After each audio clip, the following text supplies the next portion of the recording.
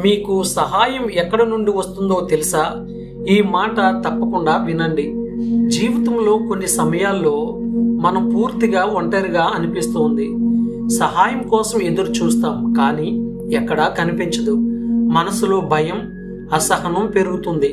అలాంటి సమయాల్లో మన సహాయం మనుషుల నుండి కాదు, మన సహాయం యేసుక్రీస్తు నుండి వస్తుంది.